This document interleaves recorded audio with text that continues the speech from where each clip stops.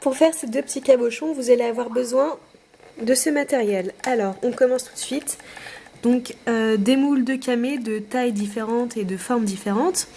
Je me suis fait des petits patrons, en fait, pour pouvoir prendre, qui sont exactement à la même taille que les camés.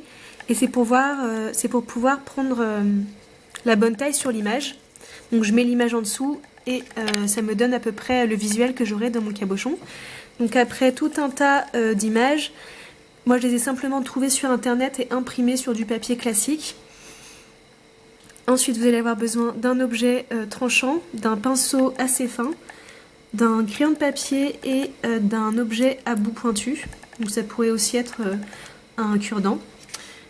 Niveau fimo, vous allez avoir uniquement besoin de fimo blanche. Et vous allez avoir besoin de maquillage. Ça pourrait être des poudres perlex ou des pastels. Moi, j'utilise une palette de maquillage que je n'utilise que pour la fimo. Ensuite, vous allez avoir besoin de fimo liquide, de dissolvant, d'un coton-tige, d'un cure-dent et de 2 clous à œil. Ensuite, un rouleau, une lame, une paire de ciseaux, une petite pince. Et pour finir, de la colle super forte et du vernis. Donc voilà tout le matériel dont vous allez avoir besoin pour faire les deux petits cabochons que je vous ai présentés. Alors on va d'abord commencer par réaliser les camés. Donc moi j'utilise des moules. J'utilise seulement de la pâte blanche parce que je vais colorier ou coloriser ensuite ma pâte avec des pigments. Donc je viens prendre ma pâte. On va commencer par le premier. Je donne à peu près la forme. Donc vous voyez, elle est un petit peu sale, mais c'est pas grave, ça se verra plus après avec l'image et la couleur. Et on vient rentrer la pâte dans le moule. C'est pas grave si ça déborde, on va régler ça après.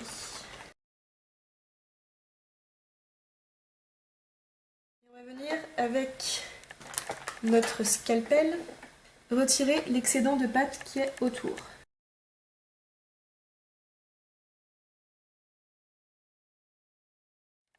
Voilà, donc une fois qu'on a fait ça, on va mettre un clou à œil. Alors là il est un peu grand, je vais le couper un peu. Et je vais venir le mettre sur mon cabochon. Donc on a fait le premier, on va passer au deuxième.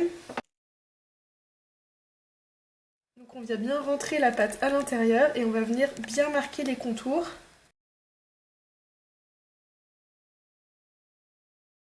Voilà. Alors celui-là, par expérience, je sais que j'arrive pas à retirer la pâte comme je viens de le faire. Donc je vais le mettre au congélateur pendant 5 minutes. Et le fait de mettre au congélateur, ça va permettre à la pâte qu'elle se refroidisse rapidement et qu'elle durcisse. Et du coup, ça sera beaucoup plus simple de retirer la pâte du moule sans la déformer. Donc maintenant, on va passer aux images. Et aux petits gabarits que j'ai fait grâce aux moules, enfin qui sont exactement à la bonne taille des deux moules. Et on va venir tracer le gabarit sur l'image pour avoir exactement la bonne taille.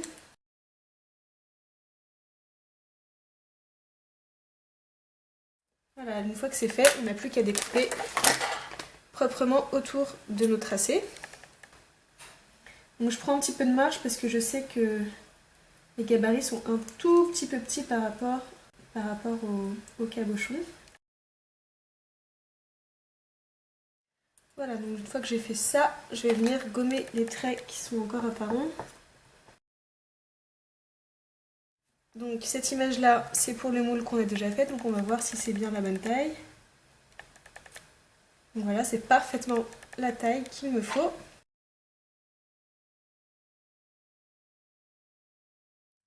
Voilà la deuxième.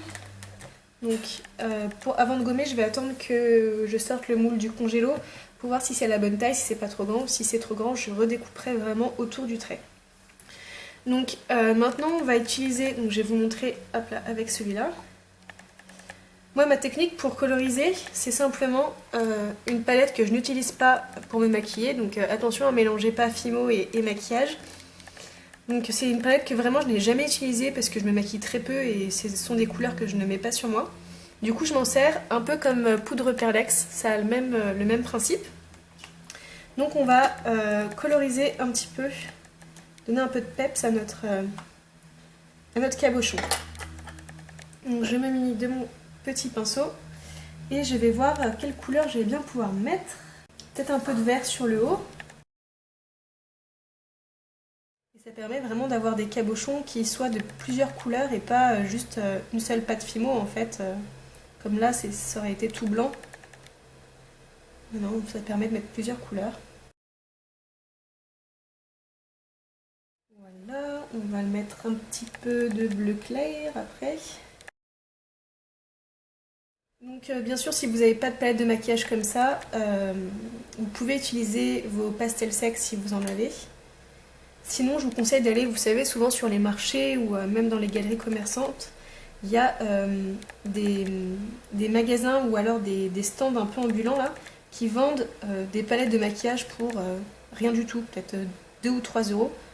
Donc bien sûr, c'est pas top pour se maquiller avec, mais par contre, pour l'utiliser sur la Fimo, c'est peut-être le bon compromis. Après, pour les couleurs, c'est vraiment comme vous voulez, en fonction des images que vous avez. Vous pouvez le faire avec n'importe quelle image du coup, puisque j'ai simplement imprimé une image sur internet avec mon imprimante classique, c'est même pas une imprimante laser, hein, sur du papier classique. Donc vraiment, vous pouvez mettre n'importe quelles images, que ce soit vos photos personnelles ou des jolies images trouvées sur internet. Donc c'est personnalisable à l'infini. Et ça, c'est cool quand même. Là, on va peut-être mettre un peu de rose maintenant.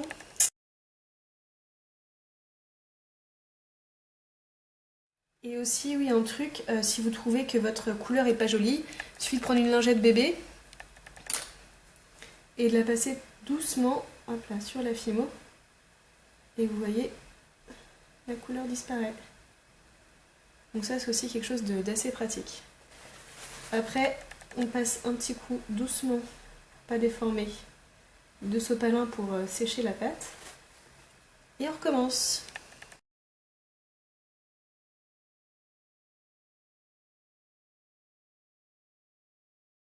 On vérifie que ce soit assez harmonieux. Voilà, ça donnera quelque chose comme ça. Et on va passer au deuxième. On n'oublie pas de nettoyer son plan de travail. Alors après, bien sûr, le derrière de votre cabochon sera de la couleur de la pâte que vous avez mis dedans. Donc pareil, si vous voulez le travailler l'arrière, bah, vous refaites exactement la même chose que sur le devant. Voilà, donc c'est sorti du congélateur, donc c'est vraiment dur et ça va me permettre de démouler plus facilement, je l'espère,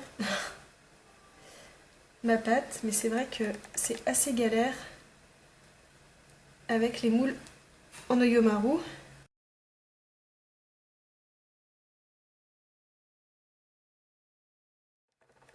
Donc vous avez pu le constater, les moules Oyomaru c'est vachement plus dur de démouler. Donc je vois qu'il y a un petit peu des petites imperfections qu'il devait y avoir dans le moule avant. Donc j'ai passé un coup de lingette bébé dessus en espérant que ça parte. Voilà, ça part très bien. Il y a dû y avoir de la pâte noire avant. Voilà. Donc on va faire exactement la même chose. Là j'ai pas besoin du coup de découper sur les côtés puisque c'était pile ajusté. Mais je vais quand même mettre un clou à œil. Voilà. Et on va venir faire exactement la même chose. Alors, est-ce que l'image est bonne? Et maintenant, là c'est un peu grand, donc on va venir la redécouper un chouïa. C'est même un peu petit, mais c'est pas grave, on va jouer avec les couleurs. Voilà, donc là ça serait la bonne taille. Alors, avec quelle couleur je vais jouer maintenant? Du coup, avec du noir, du bleu principalement, puisque ce sont les couleurs de l'image. Donc on va refaire la même chose. Je nettoie mon pinceau parce qu'il y a du bleu ou du rose dessus. Donc, sur du sopalin, je viens frotter le pinceau.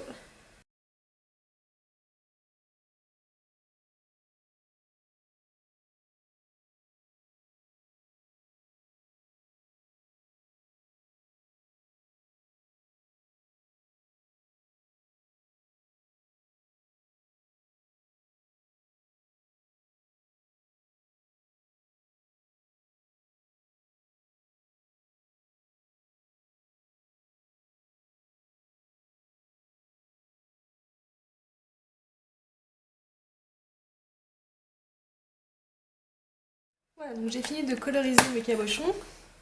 Maintenant, on va passer à l'étape où on met l'image à l'intérieur. Hop, on les décolle, on vient nettoyer notre plan de travail. Et on va venir mettre de la colle à l'intérieur pour éviter que l'image rebique en fait. Donc on va surtout mettre de la colle sur les extrémités, sur les bords.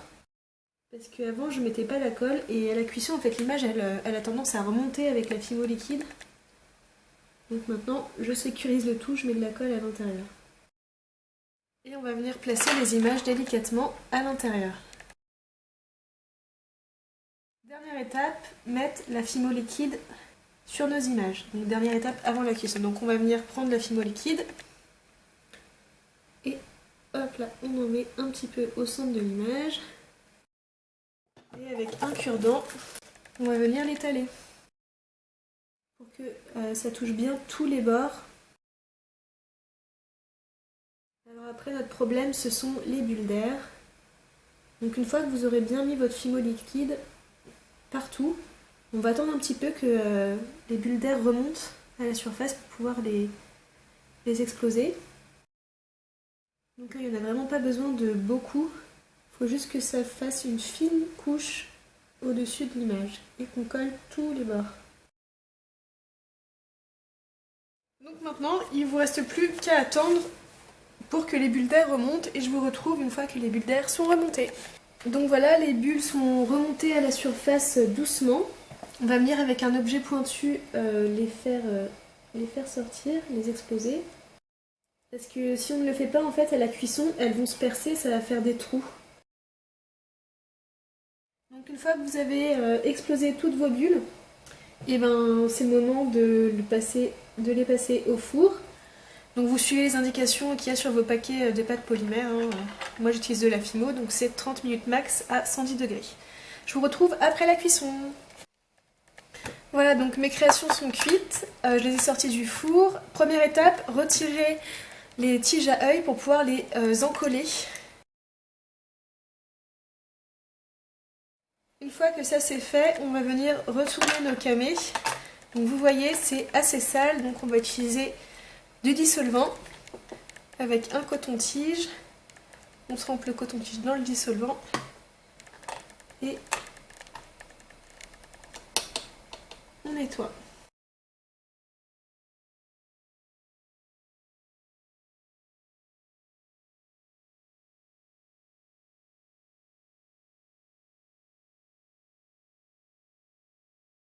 Donc on nettoie bien histoire de retirer le dissolvant qu'on a fait tomber sur la table, n'est-ce pas?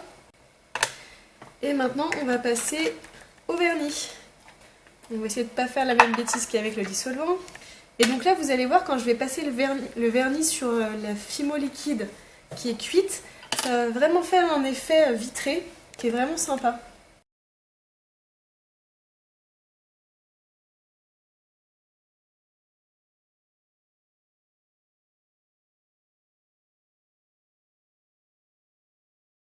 Voilà.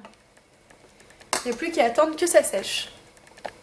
Donc voilà, nos cabochons sont vernis et sont secs. Donc quand on les prend et qu'on les fait vraiment tourner à la lumière du soleil, à la lumière d'ailleurs, on voit vraiment que l'image est bien vernie. On a vraiment l'impression que c'est un cabochon en verre. Je vous montre sur le deuxième. Voilà, c'est vraiment... il y a un reflet important. C'est tout lisse. Donc voilà pour nos deux cabochons. J'espère que ce petit tuto vous a plu. Si c'est le cas, n'hésitez pas à vous abonner à ma chaîne YouTube et allez voir en barre d'infos pour me retrouver sur Facebook et Instagram. Voilà, je vous dis à la prochaine dans une nouvelle vidéo. Salut!